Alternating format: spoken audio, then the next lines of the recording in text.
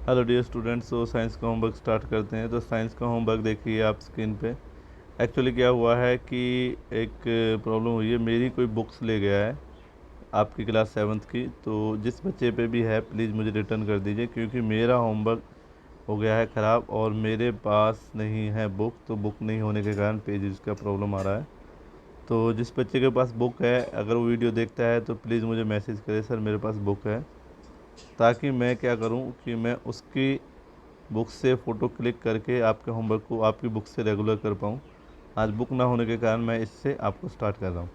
तो एक्टिविटी है जो आपको भरनी है कि डिफरेंट हॉट टेम्परेचर बताने, कोल्ड टेम्परेचर बताने अलग अलग रीजन्स के। ठीक है ना, कहाँ कहाँ के, राजस्थान के और शिमला के। जैसे कि उसमें मैक्सिमम कितना था जनवरी में और मिनिमम कितना था, ठीक है ना।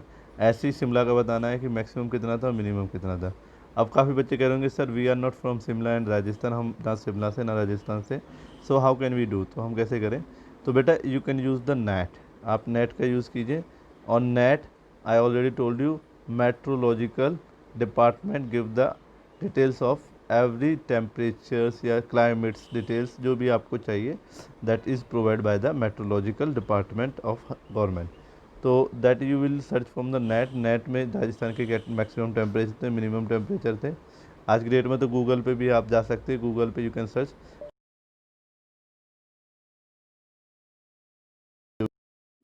Maximum temperature in Rajasthan during the 2019 में आपको सारा कुछ बताना है। तो आई होप आप इसे बना लेंगे, और थोड़ी प्रॉब्लम लगती है तो यू कैन कॉल मी।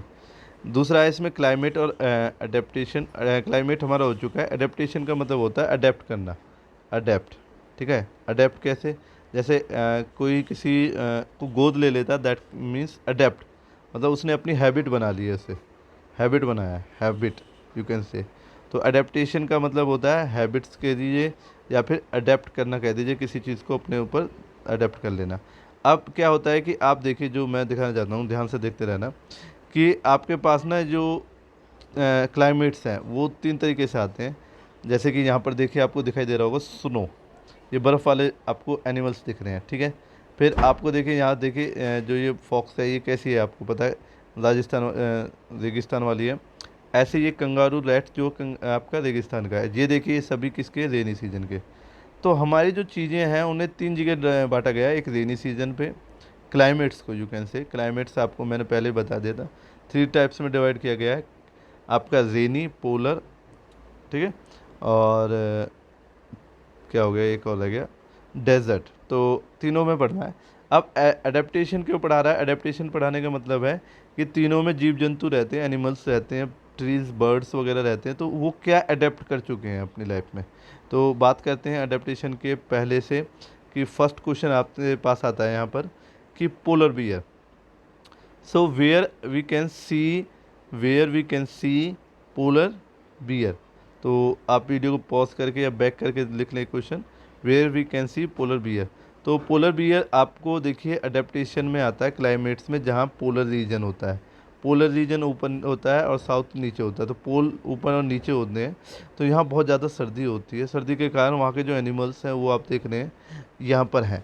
तो अब आपके पास क्वेश्चंस पूछे जाएंगे पेपरों में, कि आप क्वेश्चंस लिखिए इनके बारे में। तो पहला क्वेश्चन ये है कि पोलर बियर कहाँ पाया जाता है। तो पोलर बियर पाया जाता है अंटार्कटिक ओशन, फ्रोजन शोर of Antarctic ocean. Antarctic ocean का एक समुद्र है, समुद्र की कुछ लहरें होती है, लहरें होती है जो शोर पे आती है, शोर मीन्स किनारे पे।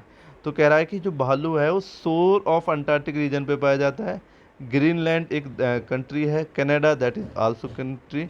तो आई होप आप लोग क्लियर हो गए होंगे कि ग्रीनलैंड और अंटार्कटिका ओशन के शोर में और आपका कनाडा में पाया जाता है। अब बात आती है कि क्या इसने हैबिट्स है, what are the adaptation of polar bear, मतलब पोलर बियर की क्या अडेप्टेशन है, ये क्वेश्चन आता है। तो इसमें आप लिखेंगे, काफ़ी पॉइंट्स है आप लिखने के लिए, तो बट आपको जो मैं सजेस्ट करता हूँ वो दो तीन पॉइंट है, तो आप उनमें से लिख सकते हैं। जैसे कि मैं बात करूँ, पहला पॉइंट है कि the two two thick layer of white fur and lot of fat in their body keep him warm. मतलब इसके पास जो इसकी खाल होती है वो बहुत ज़्यादा फ्यूर होती है, थोड़ी सी रूंगी खाई सी होती है, रूंगी रूंगी सी। और दूसरा इसको अंदर से गर्म रखती है। तो पहला पॉइंट ये है, इसकी जो बॉडी है वो फ्यूर होती है, बहुत वाइट फ्यूर होती है, सफ़ेद रुइयों की तरह होती है। और अपने आप में फैट के कारण, हैवी फैट के कारण ये अपने आप को क्लीन रखता है। Their claws are curved inward with the help of the digging the ice. मतलब इसकी जो मुंह होता है, इसका नाक थोड़ी सी अजीब सी प्रकार की होती है, अंदर की तरफ झुकी होती है, जिसके कारण ये किसी में मुंह डाल के अपनी चीज़ें निकाल लेते हैं, खासकर बर्फ़ वगैरह में। दूसरा कह रहा है कि लार्ज फीट होते हैं जो इसको वॉक कराते हैं स्नो पे, और इसके पास थिन वाले भी होते हैं जो इसको वॉक कराते हैं वाटर में। मतलब इसके आगे के अलग है, पीछे के अलग है। यही तो अडेप्टेशन है कि भाई इसका आगे का फ्रंट अलग है, पीछे का अलग है। फिर है पोलर बियर जो होता है वो बहुत ज़्यादा स्ट्रांग होता है सेंस में। वो स्मेल कर लेता है, लोकेट कर लेता है और कैच कर लेता है प्रे, मतलब अपने शिकार को। तो बहुत ईजिली कर लेता है क्योंकि सेंस बहुत ज़्यादा होती है। फिर क्या है कि जो वाइट होता है, फ्यूर होता है, वो कैम्ब्रूफ्लेज करता है, मतलब नज़र का धोखा पर देता है with the snow of background में to help not to see the their enemy. मतलब कहता है कि नज़र को धोखा दे देता है, जैसे खुद वाइट है और बर्फ़ भी वाइट है, तो ये दोनों एकदम मिक्स से हो जाते हैं, कैम्ब्रोफ्लेज हो जाता है, मतलब लोग नहीं देख पाते हैं इन्हें। तो बच्चों ये भी इम्पोर्टेंट है कि आपसे क्वेश्चन पूछा जा सकता है, यहाँ पर एक पर्सनल क्वेश्चन बनता है 1 मार्क्स में, कि कैम्ब्रोफ्लेज जो होता है वो पोलर बियर में होता है नहीं होता, तो आप कहोगे यस होता है। और क्यों होता है तो कहोगे आपकी कैमरस ब्लेज क्यों होता है, क्योंकि इसकी खुद की खाल वाइट फ्यूर है और साथ के साथ स्नो भी फ्यूर है, तो इसलिए इसमें होता है। तो 1 नंबर का क्वेश्चन है, याद रखना। ओके, अब कहते हैं they sharp teeth help them to hunting. मतलब उसके जो एकदम पैने वाले जो होते हैं टीथ, वो इसे हेल्प करते हैं। लास्ट है female polar bear ding dangs in the snow where the hibernates to hibernates to give the birth to their babies. Hibernation is the process of remaining inactive during the winter to avoid the extreme cold condition। कह रहा है कि जो भी बच्चे वगैरह की process वगैरह करते हैं ये लोग, ये करते हैं अपना हाइब्रिनेशन में। और हाइब्रिनेशन जो होता है इनका विंटर को स्किप करता है। मतलब वहाँ सर्दी तो वैसे ही पड़ी रहती है, यहाँ सर्दी तो ऑलरेडी होती है। और सर्दी मतलब जैसे कि यहाँ जनवरी में सर्दी बढ़ती है, हमारे यहाँ का टेम्परेचर घटता है, ठीक है, सर्दी बढ़ती है मतलब। तो यहाँ तो पहली सर्दी थी और जनवरी में और ज़्यादा सर्दी बढ़ जाएगी। पहले ही सर्दी है फिर भी बढ़ेगी। तो ये है पोलर रीजन कि टेम्परेचर कभी घटेगा नहीं, हमारे यहाँ जितना भी टेम्परेचर हो वहाँ ज़्यादा से ज़्यादा टेम्परेचर रहेगा। जैसे आप शिमला और ये जो एक्टिविटी मैंने कराई है शिमला और राजस्थान की, तो आप देखोगे कि शिमला में टेम्परेचर डाउन जितना हो रहा है उतना तो इसमें शायद मैक्सिमम जाता है, वो सॉरी सर्दियों में जाता है। तो गर्मियों में जो टेम्परेचर है यहाँ सर्दियों में देखने को मिलता है, तो इसका मतलब वो पोलर रीजन की तरफ आपको अट्रैक्ट कर रहा है। तो ये क्लियर हो गया हमारा।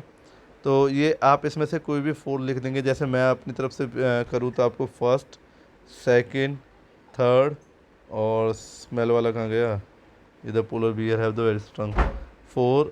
और हाइबरनेशन पे भी आ जाता है। हाइबरनेशन प्रोसेस जो है वो अवॉइड करते हैं विंटर की ड्यूरेशन में। तो ये 5 पॉइंट आपको याद होने चाहिए पोलर बियर के बारे में, क्योंकि ये आपसे पूछे जा सकते हैं। अब बात करते हैं पेंगुइन की। तो पेंगुइन भी आपका कहाँ पाया जाता है बच्चों, सर्दी वाले मौसम में पाया जाता है। तो इसमें भी क्या खासियत है, तो पहला इसके जो एरियाज़ है वो भी इसके आप कह सकते हो अंटार्कटिका, ओशन श्योर, ग्रीनलैंड और कनाडा है। पेंगुइन जो होता है वो ग्रुप में रहता है फर्स्ट थिंग, क्योंकि ग्रुप उसे वार्म करता है। तो इसका पहला पॉइंट बहुत ज़्यादा इंपॉर्टेंट रहता है, ये कभी अकेले नहीं रहना चाहते, क्योंकि देखिए सर्दी होती है, वैसी सर्दी के एरिया में है तो और दिक्कतें आ जाएंगी बच्चों। बात करते हैं स्किन को लेके, तो पेंगुइन की जो स्किन होती है वो बहुत थिक होती है, मतलब बहुत पतली सी होती है। Lot of fat is stored protected from the cold. मतलब वो थिक होने के साथ क्या होती है कि वो बहुत ज़्यादा फैट इसके अंदर, देखो मोटे मोटे से दिखते हैं बीच में से, तो इसका मतलब ये अपने अंदर बहुत ज़्यादा फैट रखते हैं तो ये इसे वार्म रखते हैं। मतलब ये इसकी जो खालसी है इसको अंदर से गर्म रखती है। देखो बर्फ़ में चल रहा है तो सोचो सही गरीब के लिए। तो नेक्स्ट है their feather are densely close. इसके जो फीदर है ये भी इसकी हेल्प करते हैं किससे बचने के लिए, सर्दी से बचने के लिए, ठीक है। आप इंग्लिश में ट्रांसलेट कर सकते हो। फिर इसका जो सेंस है, विज़न है, वो बहुत ज़्यादा अच्छा होता है, वाटर में लोकेट कर सकता है अपने शिकार को, और कोई एनिमी भी है तो उससे भी बचा जा सकता है। पेंगुइन जो है ड्रिंक पीते हैं salty water, polar bear drink नहीं करता सॉल्टी वाटर को। जो पेंगुइन होते हैं, पोलर बियर्स होते हैं, they have white fur with the merge well with the white background. तो जो इन पे वाइट फ्यूर है तो इनके पास भी वाइट फ्यूर है। तो इनमें जो याद रखोगे, पहला आप याद रखना ग्रुप में रहते हैं, दूसरा ये एक खाल रखते हैं जो इनकी बॉडी को गर्म रखती है, तीसरा इसके फीदर होते हैं जो इसको स्ट्रॉन्ग करते हैं उड़ने में नहीं, रेदर देन फ्लाई टू, वो आपको सेफ करते हैं सर्दी से। फिर इसके सेंस ऑफ जो विज़न है स्मेल का वो अच्छा होता है, जो एनिमी को बचाता है। सॉल्टी वाटर पीता है और वाइट खाल का ये बना होता है। अब आते हैं बर्ड्स को लेकर। पोलर के बर्ड्स क्या करते हैं बेचारे? पोलर के बर्ड्स क्या करते हैं, जब वहाँ पर लगे कि सर्दियाँ हैं ऑलरेडी और फिर सर्दियाँ और ज़्यादा बढ़ने लगी, तो क्या करते हैं, उड़ते हैं भाई साहब वहाँ से और दूसरे एरिया में आ जाते हैं। जैसे मैं अर्थ को बना रहा हूँ आपके लिए, ये देखिए ये अर्थ है। तो अर्थ का जो स्पेस है ये पोलर हो गया, ऊपर नीचे भी पोलर हो गया। तो यहाँ ना तो धूप आती है 6 महीने तक, ना ही यहाँ दिन आते हैं, सॉरी धूप होती है 6 महीने तक। धूप 6 महीने और नहीं भी होती है और 6 महीने होती भी है। तो इसके कारण इसका टेम्परेचर अलग ही क्लाइमेट्स को होता है। ओके, तो क्या होता है, यहाँ से बर्ड्स उठता है, दूसरे कंट्रीज़ में चले जाते हैं जब उन्हें लगता है कि यहाँ बहुत ज़्यादा विंटर बढ़ने वाली है। विंटर मतलब बहुत ज़्यादा सर्दियाँ, क्योंकि सर्दियों में तो भाई साहब नाम नाम सत्य हो जाएगा उनका। तो वो अपने आप को सेव करने के लिए जाते हैं। तो कहता है कि some birds of the polar region migrate the warmer place to avoid the harshness of winter. तो पूछेगा बर्ड्स क्या करते हैं पोलर रीजन में विंटर्स में, तो आप बताएंगे जो माइग्रेट कर जाते हैं। माइग्रेट मतलब छोड़ जाते हैं, पोलर रीजन को छोड़ के दूसरी कंट्री में चले जाते हैं।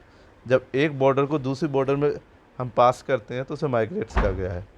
तो जैसे कि कोई इंडियन है, वो पाकिस्तान में चला जाए तो उस इंडियन को माइग्रेट इंडियन कहा जाएगा। जैसे पाकिस्तान का या बांग्लादेश के अक्सर हमारे देश में घुस जाते हैं लोग, तो उन्हें माइग्रेट बांग्लादेशी या माइग्रेट पाकिस्तानी कहा जाता है। तो आई होप क्लियर हुआ होगा। तो ऐसा है ये आपको माइग्रेट। अब क्या है कि इंडिया में भी आते होंगे ऐसे, हाँ तो आते हैं ना।